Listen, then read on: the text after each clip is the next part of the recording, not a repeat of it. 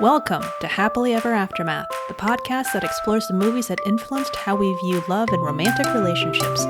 Yes, there will be spoilers. I'm your host, Diana Rojek-Sconard. Johnny, hi. Listen, I think it's great that you're back from the dead and all, but I got Jim. We're here to talk about My Boyfriend's Back from 1993, and I'm not alone. I've got Izzy and Steve, or Stizzy, from Everything I Learned from Movies. Welcome back! We're back, baby! My boyfriend's back and you're gonna get in trouble. Guys, this was my first time watching this movie. Yes. I have thoughts. Ooh, he had never seen this. That blew my mind. I only remember the trailer with that song, by the way. Yes. Which is not in this movie. No, that is correct. Not in this movie. Yeah, so I think it's kind of amazing that for Once Bitten, Steve had seen it, Izzy had not, and now My Boyfriend's Back, Izzy had seen it, Steve has not. I feel a perfect balance. Yeah. This is the way it was meant to be. Yeah, and I was even wondering, oh man, what else would I have been watching in 1993? Oh yeah, Jurassic Park 1,000 times.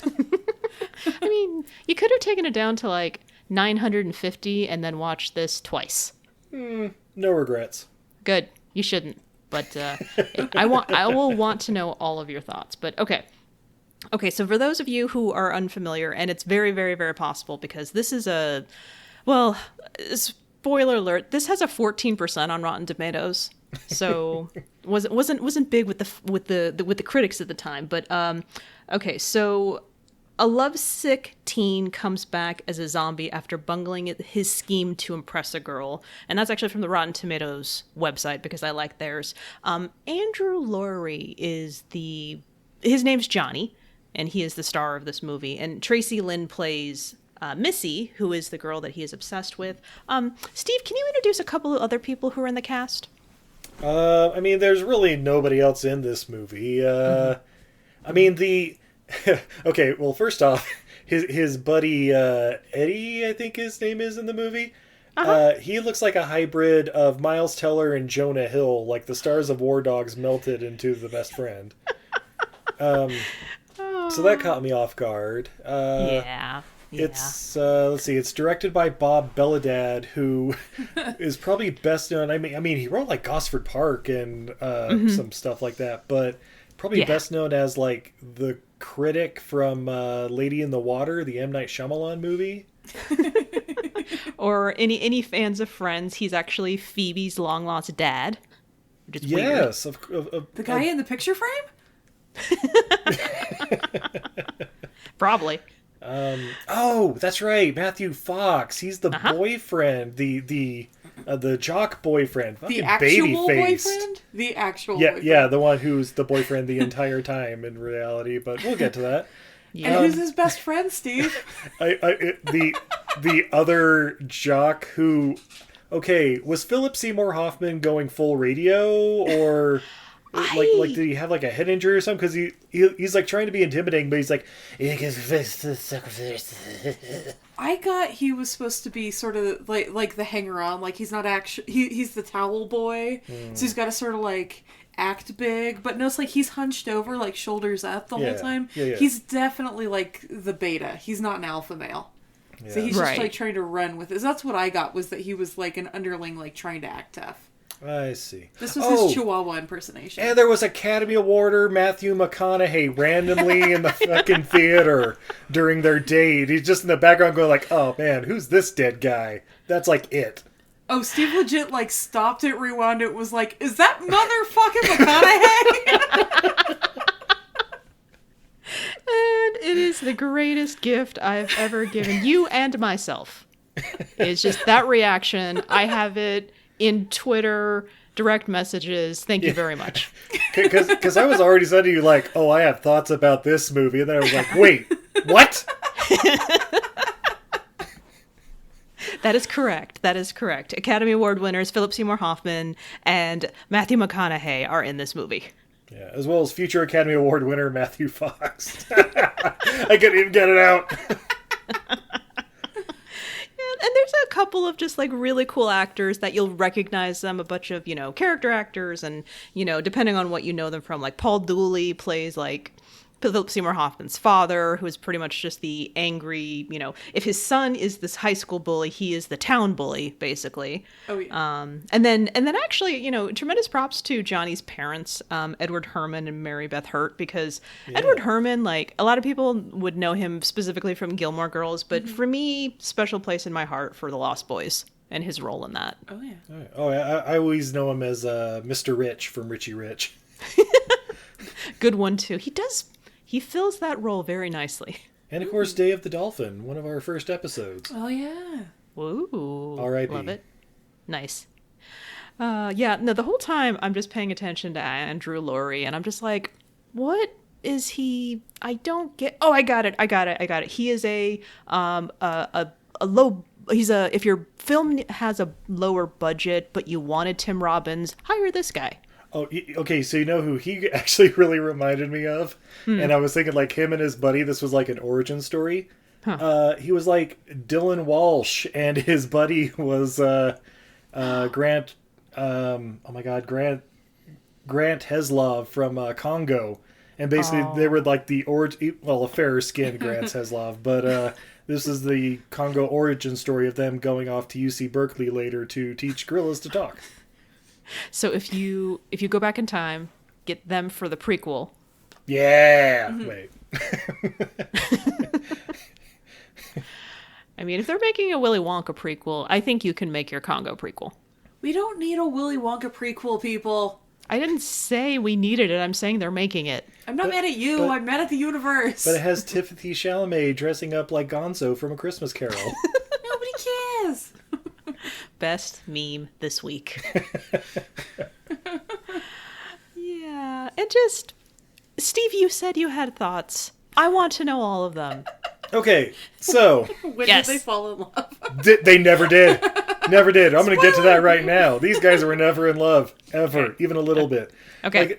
Okay, so we start with this whole thing where it's like, oh yeah, it was like her 6th birthday party or something like that. Mm-hmm. And, we have the, oh yeah, I'm just the nerdy guy sitting in the background, but I've loved her since she was 6 years old, and I got her this perfect gift that I didn't even have the balls to give her. Smash cut to 10 years later. Okay, cool, that was fun. Oh yeah, she's dating the jock because she's super hot Traci Lind, or I'm sorry, Missy, whatever she is. And all of a sudden he's like, hey, I think I'm gonna try to make my move or something. Because, she broke up with Matthew Fox for like 5 minutes. Excuse me. Whoa. Oh, my. What is happening? Must be this beer. Must be this Wasatch Brewing Apricot Hefeweizen I've been drinking. Tiny bubbles, are they in there? Yeah. They're inside Steve. Yeah. So he convinces his buddy that, like, hey, she works at the convenience store, right? Why don't you throw a mask on and pretend to rob the place, and I'll jump in the way and, protect her, and then she'll totally want me. Mm-hmm. Smash cut to hijinks ensue, and a real robber shows up, even takes the guy's mask, right. And is like, yeah, I got this. He gets shot, and then as he's lying there dying on the floor of the convenience store, and she's like, oh my god, are you going to be okay? Is there anything I can do? He's like, well, you could go to the dance with me. Sure, you're gonna totally be dead in like 2 minutes, so whatever. Inexplicably comes back as a zombie. That is never explained. The power of boners is strong, Steve. Okay, power of boners, you got me. But, and then everybody is just super fucking chill about it. There's the veterinarian, played by Austin Pendleton from Short Circuit, who was fantastic. Mm-hmm. The parents are just like, oh, hey, welcome back. Oh, God, what's his name? Johnny, that's right. Oh, that's right, because it was to be called Johnny Zombie originally. Yep, that's right. And Johnny's just like, hey, Mom, Dad, I'm back. I'm like, oh, I thought we buried you, but you know what? Awesome. Dude, these parents, I love these parents being, like, weirdly detached and yet also weirdly super dedicated. Mm-hmm. Yeah, I love even that after so their much. son eats Philip Seymour Hoffman, kidnaps his little brother. Or no, the parents kidnap the little brother to feed him. Yep. And the dad, of course, is like, it seems to be the dad of Philip Seymour Hoffman seems to be the sane one who's like, hey, let's burn the beast. But I don't know. So yeah, when they fall in love. No? No, I don't. Anybody else have thoughts on this movie? Well, I did like that his name, like, Philip Seymour Hoffman was like Chip, and his dad was like Big Chip, and the kid was like Little Chip. Yeah. Like, I just like the concept that it's the George Foreman family of town. Yep. Exactly. Nailed it right there. Yeah, that doesn't get confusing. Well, no, wait, one was big, one was little. So wait, was Philip Seymour Hoffman medium? He was just Chip. Just Chip. Oh. Or Chuck, or something Chuck. with the CH. Definitely Chuck. Which is funny, because Matthew Fox's character isn't he Buck? His name is Buck, and he's come to do one thing, and you can guess what it is. Chew bubblegum? He's out. He's out of bubblegum. Oh no! Okay, so Steve had thoughts. That's great. Yeah. Yeah, and okay, so that's initial thoughts from Steve from a first viewing. Excellent. Izzy, tell me a little bit about how you saw this for the first time. So I remember seeing the commercials and hearing the song and being like a kid and like I remember telling my mom like I want to see this movie, and she's like, "Do you?" And I'm like, "Yeah, it's like a funny zombie movie." Like I watched a lot of horror movies. I didn't particularly like bloody, gory body horror movies, but you know, like I liked a good funny movie. So like I remember seeing commercials, and we were broke, so that definitely meant like, well, cool, I'll just try and remember the name of it, and when it comes to, you know, does its basic cable debut, we'll watch it on hacked cable. And it did come up, you know, with the TBS premiere or whatever, and I remember watching it with my mom and my little sister. So my sister must have been like 6 or something, and at the end of it, like knowing I didn't hate it, but not really knowing what it was. And I just remember like, so Mom, what do you think of it? Like looking for an answer, and she's just like, I don't know. I don't know what we just watched. And I really haven't seen it since. Okay. So watching it again, I was like, yeah, my mom had basically the right idea. This movie is tonally very, very strange. Oh, all over the fucking place. But it keeps the same like strange tone throughout the movie. So it sort of works. It's just this like weird, like almost Spielberg-y-esque world. Yeah, it's kind of weird because it's like he's a zombie, and everybody, 98% of the people in town are just like, oh, okay, well that's kind of like it's like he's been outed or something, like, you know, he's LGBT or whatever, and everybody's kind of like, oh, well, you know, live your life how you want to. And then there's like 4 or 5 people in town that are like, burn the monster. Yeah, but only after he ate one of their children, well, which they're actually fairly chill about. It's a weird movie, and I kind of enjoyed it. I'm not gonna lie. I know I sound angry or something about it, but it's just like, what was this movie? And even the sheriff, who's Missy's dad or whatever, J.O. Sanders, even he's totally like, oh, so he ate Chuck, huh? Well, you know, boys gotta eat, but yeah, that doesn't mean you can like lynch him and burn him and all that. Right. Especially when my daughter is still holding him. Yeah. That's probably the big motivating factor. Yeah. So that's thanks for the clarification, because the whole time you're just like, what's going on with this? What's going on with this? And I'm like, yeah, no, all of that is accurate. So at the very least, Izzy, I think I was the same as you, where it's just like, you know, cool, this looks kind of interesting and funny. Remember the trailer, remember the song in the trailer. And saw it. I can't remember if I had recorded it off of TV or not, but I definitely bought it out of a bin when it came out on DVD. So it was, you know, less than, you know, $10 when it finally made its way into my DVD collection when I was like a teenager or something like that. But so much of it is just, for the record in the podcast, I picked this, you know, because that's just me, and so many things came flooding back to me, especially the line of like, you know, I don't know if you know about this, Missy, but I ate Chuck for you. oh my God, my boyfriend won't even pump gas for me. Yeah, right. Yeah, the sheriff is like, would you eat somebody for your boy? Or, something like that. I'm like, no, I guess not. Nothing like a really compelling speech to get people to stop, trying to attack the zombie. Yeah.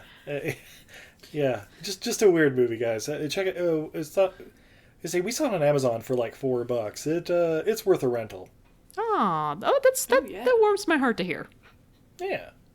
Excellent. No, I like that. I like that a lot. A little side note, though, it just occurred to me, and someone else on the cast that we forgot to note of. You said, like, for no reason whatsoever. There was a little bit of backstory, because if you remember the scene where this has happened before, 15 years ago. And so when he tries to figure out what is it going to take to stay alive just long enough to go to the prom, he visits Cloris Leachman. Yeah. Yep, and then she has a story about what happened with her husband, and apparently he came back to life, and the only way that he could do it is, as she puts it, flesh of the living. It's not an exact science, if you need, 20 minutes for a hand or something like that. Yeah. Yeah, eat a stomach. Cloris Leachman out of nowhere, too. Okay. And then when they, So yeah, the whole arrangement was like, hey, so I'm not dead, so I guess we can go to prom or whatever. And of course, Missy's like, well, I'm actually back together with Matthew Fox, Buck or whatever his name is. So yeah, maybe you can just take me to dinner or something like that. And apparently that date goes really well because they start getting kind of hot and heavy in the car, and she nibbles his ear and rips it off, and I'm like, how far is this going to go? Because honey. It went somewhere, but yeah. She definitely asked about it later. Would that happen to other parts, like an arm and a leg and all your appendages? Well, then there's the dream. Oh God, the dream, yeah. Which Steve says he thinks he may have had this exact dream. Oh yeah, we've all been there. I mean, I don't. What do you mean, we've all? Say, I don't remember having a dream where my dick fell off, but then again, I don't remember all my dreams. How about you, Diana? I don't think I've had that dream, no, but definitely not. So, -2. So you haven't had the dream where you're getting down and dirty, and then all of a sudden you wake up to a lawnmower starting, and you think your penis was been destroyed by some sort of Terminator? I'm not a Terminator, but... No, okay. Quick, go get Ryan. We have questions. About my dreams? I don't tell him everything. No, Ryan's dreams. I'll have to check with him later. Honey, as a fellow pervert, I must know. Honey, did you ever have a dream that your dick was ripped off by a Terminator? What? Not in many years. Never mind. He's like, no, it was a xenomorph. That makes sense. No, it was a little monster from Ghoulies. Well, that doesn't make any sense. Mine was Chucky. Oh, man. Played by Philip Seymour Hoffman. Pre or post Academy Award winning? In this movie. Got it. Pre. But overall, on my rewatch, I definitely appreciated it more. Back then, I'm just like, it's funny because he's a zombie and he's in love with her. And this time around, I'm just like, this is nice writing. This is pretty funny. I'm actually giggling at some of the lines, especially you had mentioned, Steve, the doctor who's trying to help Johnny stay alive longer. Yeah, and just the parents and the them trying to get all the angry mobbing neighbors out here. It's just like, I'm sorry, can you please get away from my son? Shotgun. Yeah. It turns out I'm also a complete deadshot. Oh man. And yeah, there's the other stuff where they're having dinner with Missy and Missy's dad, and then oh son, can you get the butter from the fridge, please? And then a body falls out of the refrigerator. By the way, dedicated mom. This mom is hustling. She's kidnapping kids and stealing bodies, robbing graves. I was at the mortuary. She's just so nonchalant about it, like, honey, finish your orange juice. I don't know. I was at the mortuary. They just had bodies lying around. I didn't think they'd miss one. It's pretty good though. I mean, Steve says it's worth the rental. I think that's really kind. I would say wait till it's on a streaming service that you already have and go for it. I mean, There you go. it's like less than an hour and a half. So Yeah, it's like that sweet, like 82 minutes, something like that. Like something it's the around perfect length for comedies and horror movies. Like, they don't need to be more than 90 minutes. all zombie movies should be 90 minutes or less. Yeah. Talking to you, Zack Snyder. Fuck you, Zack Snyder. I was about to say, oh, that's right. That's supposed to be very, very long. Oh my god. And it has like moments of brilliance that just end up making you more mad that the rest of it sucks so bad. Like, there's one or two scenes where you're like, this is a brilliant concept. Let's watch that movie. Well, sounds like you need to write some sort of fan fiction then and make that happen. Yeah. Yeah, Zack Snyder's my boyfriend's back. I know. Steve, we've also seen another movie from this here director, right? Parents? Oh, yeah, the one he did, I guess, before this, like in 89. Oddly enough, another movie about eating people. Because it's Parents, Randy Quaid and I forget who played the mom, but basically Parents, and it's a little kid and his parents living together, and the kid starts suspecting his parents might be cannibals. They have a very meat-heavy diet. Oh, okay. Well, But, he's like- going to have to work with more than that because I have a meat-heavy diet. But, like, same, like, strange, dark comedic tone as this movie. Yeah. Okay. Oh, that works. But, like, it's weird and goofy and definitely, like, almost otherworldly. Okay, you said that's called Parents? Yep, it's called Parents, Parents. 1989, I want to say, is when it came out. Okay. Let's see, Okay, pulling up good. the cast. Thanks for clarifying that because when you said that, I'm No, just like, Mary Beth Hurt plays the Oh, mom. yeah, it's the same mom. Oh, okay. oh, nice. It all comes together. Okay, I'm glad you clarified that because when you said that, Parents, I thought actually the movie Mom and Dad. Yeah, Nick that's- Cage and Selma Blair. Also a great movie, but not the same at all. Yeah, they No. don't eat their kids, they just kill them. From the director of Crank. I love it's not explained. And then when Nicolas Cage's parents show up, holy shit. Yeah. Oh. Guys, watch them all. That's actually a good use of just like, it's not explained, but it doesn't matter. It's happening. Yeah. Yeah. And it, like, your characters in it are sort of unlikable and a little unreliable. So, like, it works with that narrative. Like, they don't know what's going on, so why should you? Okay.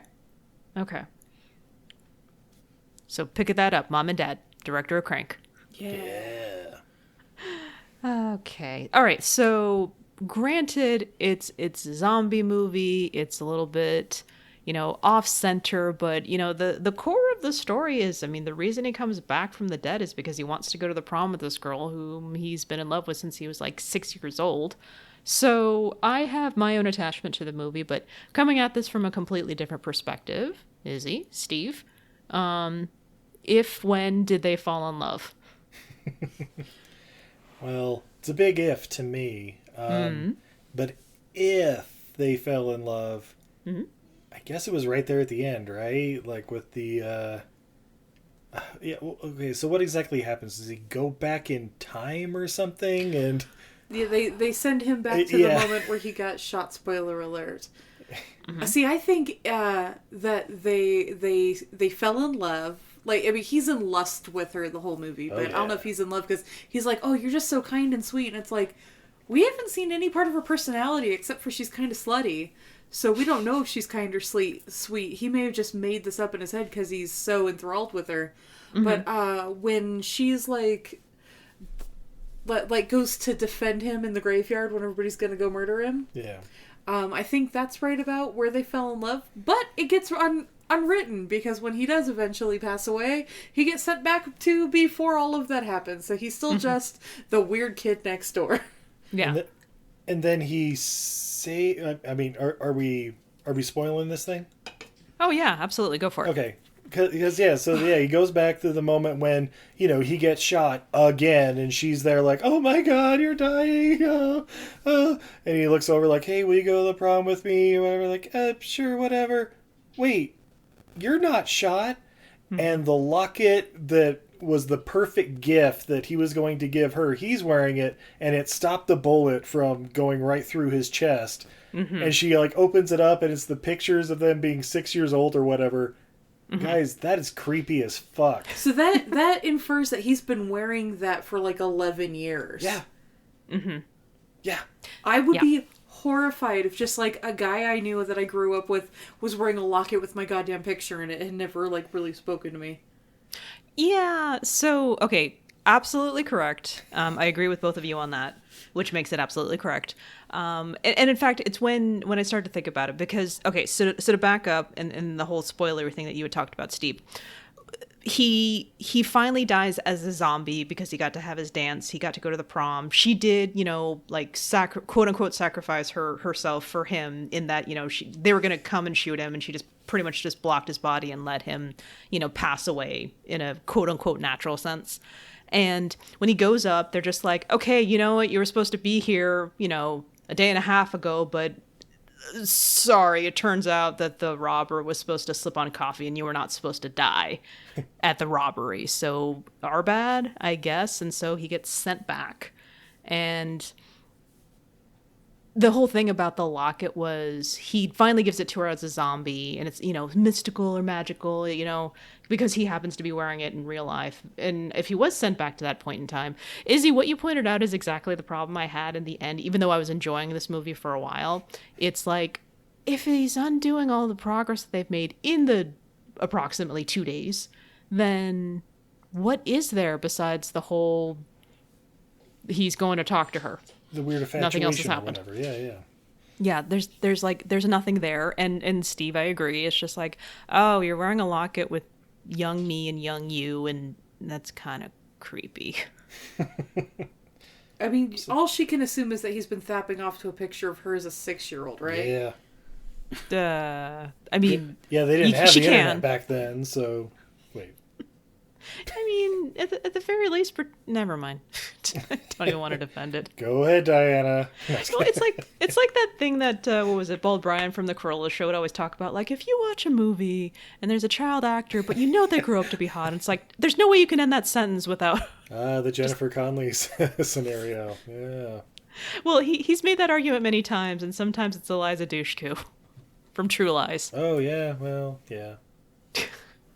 The point is, young Matthew McConaughey is in this movie. No, I'm kidding. Yeah, he is.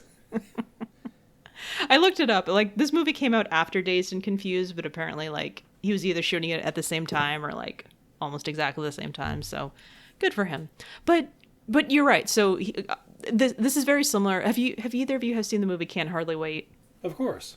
Yeah. Oh, good. Yay. Yeah, it's like the same scenario. It's just like, ever since the day I saw her, I'm just like, do you even know who she is besides she eats the same Pop-Tart that you do? Is there anything there? I know it's high school, but calm down. In fact, aren't there other people around that you can maybe like pick up a couple of hobbies or something? Or am I just being ultra spoiled with the fact that like there's the internet now? Like, you can meet people who have your interests, and you don't have to be tied to all the high school people who are in your proximity. Yeah, true. And also, it was really weird when it was revealed that Ethan Embry in Can't Hardly Wait was a zombie. I know, right? All right. I don't know. I mean, there's still like girly magazines. They exist. Go obsess over somebody who's not just the girl next door. I mean, his parents seem like the type of parents that would help him get some copies. Right? Yeah. I mean, the mom definitely feels like the kind to be like, honey, I put some fresh magazines under your bed. I mean, she's getting dead bodies for him. Right? That's not too far off. This is not a mom who's afraid to pick up a Playboy and a Maxim. And a fresh bottle of Jergens. Do you want the cherry or the original, honey? Mom! I got the fluffy terry cloth towels that you like. Mom! Shut up! Just don't make the dog watch again. Oh, that dog was cute. The dog is so cute. The dog did not play enough roles in this movie. No, that was a good dog. Okay, so yes, I agree that, I mean, dream sequence and before the stuff got wiped from existence had an opportunity for them to bond. Although I will say this about Missy, though. In the beginning, she seemed very, off-put by him, as she should have, dead or not. But I think she was only interested in him because everyone was telling her to stay away from him. Oh, yeah. Oh, yeah, it was definitely to piss off her cop dad. Mm-hmm. And her ex-boyfriend, who I guess, kind of broke up, but then they got back together again.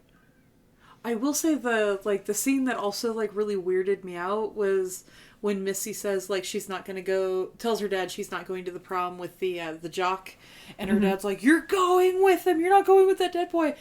And, she's like, no, then I'm just not going to go at all. And he's like, you're gonna go. And it's like, what parent really even cares if their kid goes to the prom? I'm going to tell my kids not to go to the prom. That's not a fun event. Spoiler alert for all your you children out there. Proms kind of suck. But without proms, how does the next generation get made? I mean, there is that. Cloning? Yeah. Ooh. Jurassic Park style. Spend no expense. Then again, what's more expensive, the prom or cloning? Probably a wash in the end. Depends. Are they going to college? Oh, that's a good point. Do you want... Oh, but if you go to college, you can learn to clone yourself. Yeah. Do it at home. And if you get pregnant at prom, you can't go to college, so... Oh, jeez. Okay. So yeah, have a couple of things. I don't blame Missy too much, like she's a real person, because they only give her so much to work with. Yeah. But yeah, it's like I said, this is where it should get more interesting though, because the timeline was wiped out, and we see them in the new timeline. He confesses his love to her after he's been shot. It's supposed to be like, oh, the robber does spill the coffee, but he does it afterwards. Like, oh no, he spills the coffee, and he thinks he's dying. He's saved by the necklace with that catching the bullet. And then he tells her, she says, you stepped in front of a bullet for me. And he says, you would have done the same for me. And yeah. She tries to deny it. Yeah, I was waiting for the, yeah, no, not even close. I mean, she tried to do it. She tried to say no, and he's like, no, believe me, I know. And I at that point, I wanted to go like, no, you don't. You really don't. You really are looking at her through this. I honestly would have used you as a shield. And she kind of did. Yeah. I mean, she foolishly reached for that bat, and that's not a good idea. He can see you, Oh, well. Well, what's she going to do? Hit the bullet back? Yeah, that's why I was just thinking, what are you going to do with that bat exactly? After he's done shooting the other guy. So, oh well. Okay, all of that romance aside. He's alive, she's alive, no one's a zombie. But there is a happily ever after, but I want to know what you think happens next. Either of you can go first.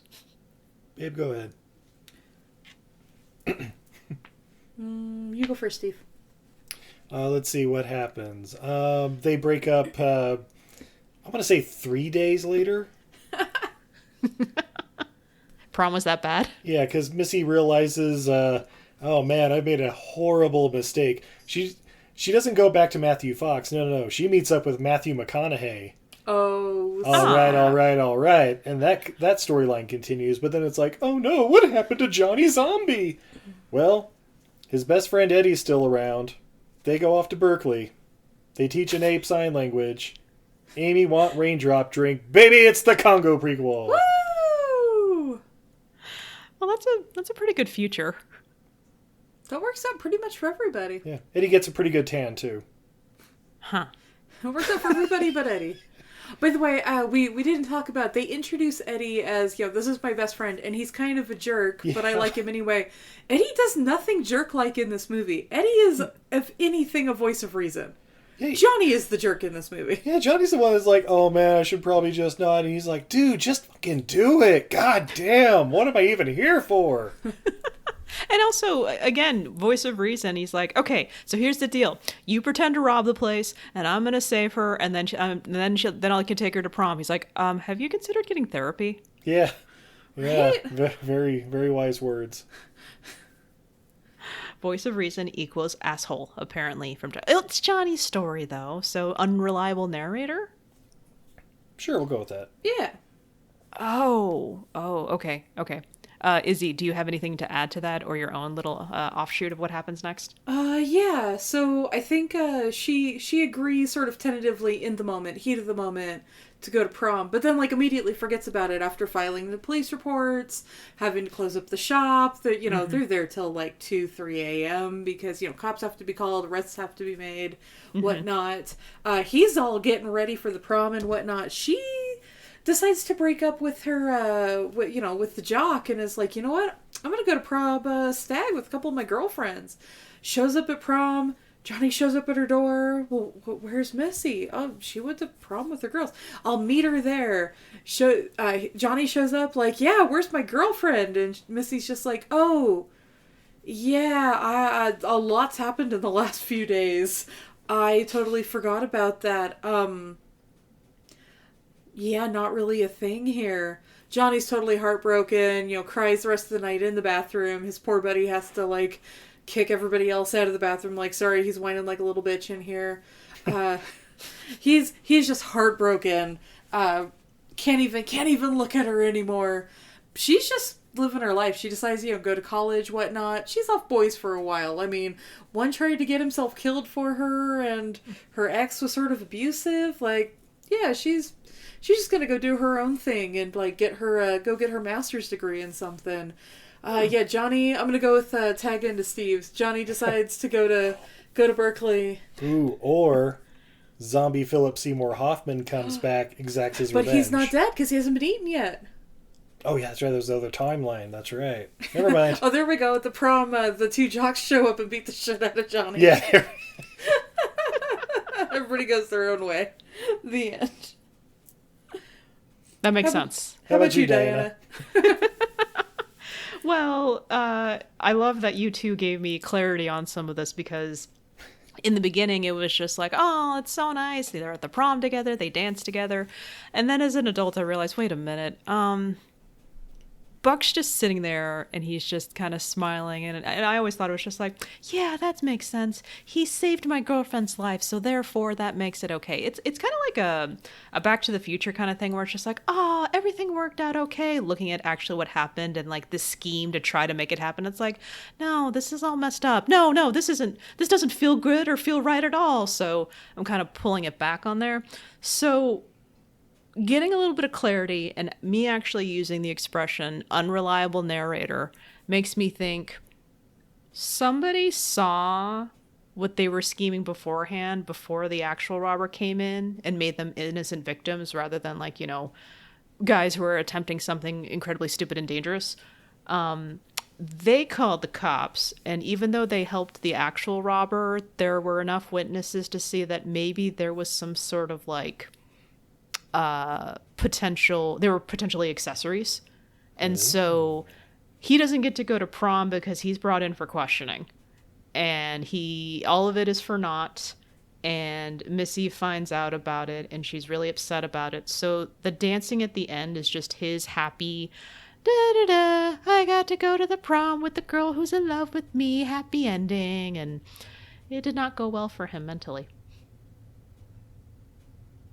Yeah, nice. That seems about right. Yeah.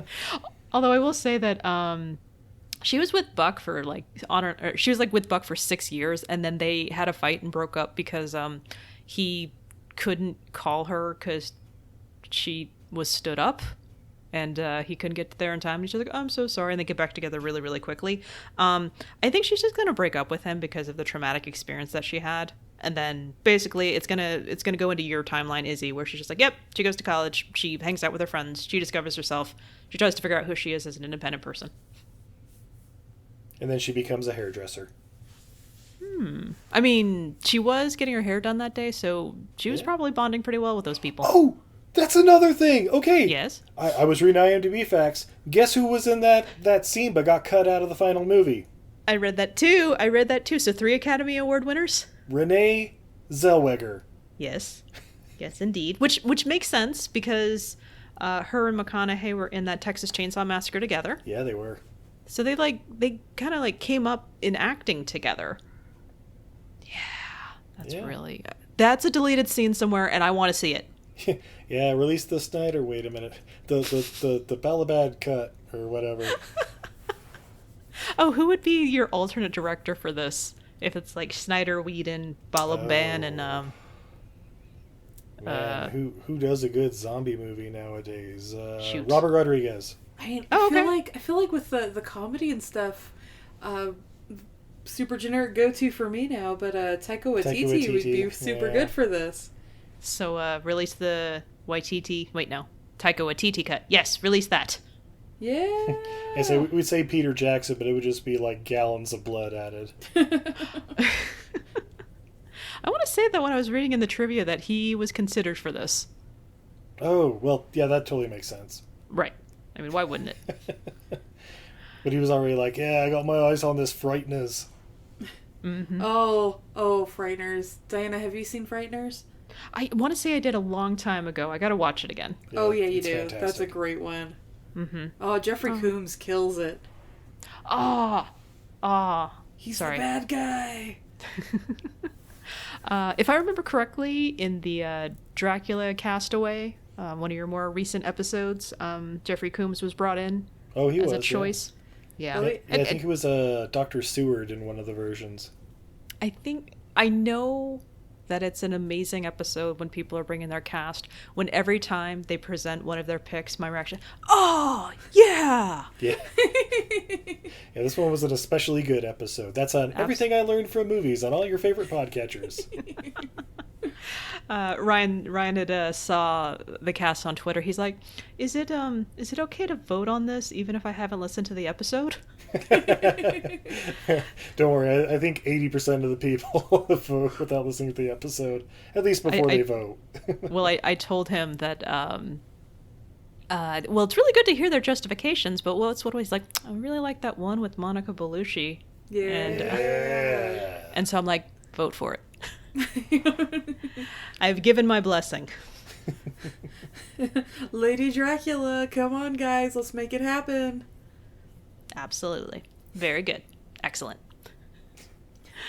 And it may not be out yet by the time this is released, but if you are a patron, you can already listen to the aftermath if you're a patron for Everything I Learned from Movies. Yeah. EILF movies.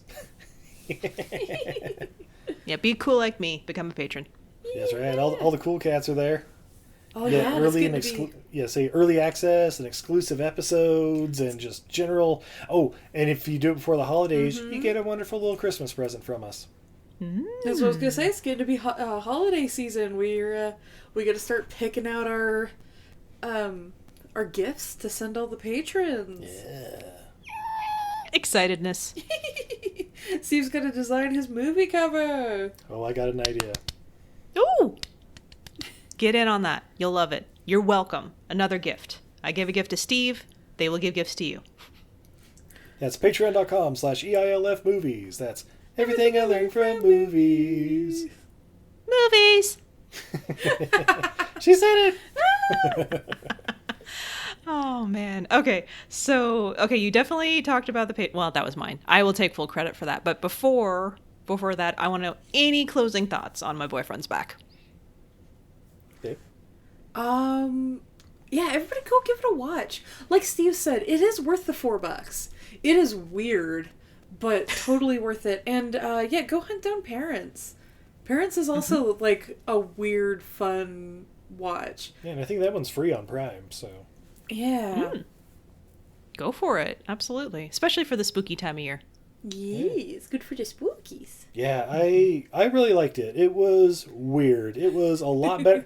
I was expecting crap. Like, I was expecting, like... Okay, he looked up the Rotten Tomatoes score and was like, well, this movie's a piece of shit. And I'm like, I don't know. I don't remember it being a total piece of shit. Like, Drop Dead Fred and a couple movies like that came out around the same time. Were you thinking it was going to be like Idle Hands? Yeah. Okay, Idle Hands is absolute trash, and I'll fight anyone that says differently. Oh, that movie's fucking awful. I turned that movie off after like 10 minutes. But it's basically the same kind of story. Right? Or it is basically the same thing, right? But better done. What? Yeah, My Boyfriend's Back. My Boyfriend's Back is more fun. Yes. Absolutely. More believable characters. Maybe a little bit more backstory or anything. The point is, it wins. I won.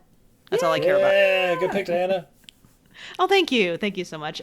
No, I definitely agree with you. As I said before, if it's on a streaming platform and you're in the mood for something that's just a little bit off, and you want to just kind of figure it out, yeah, watch this movie. It's just the performances of the people playing this straight, just everything that's crazy going on is just like, yeah, well, you're dead, but, it's just kind of strange because you're awfully active for a dead person.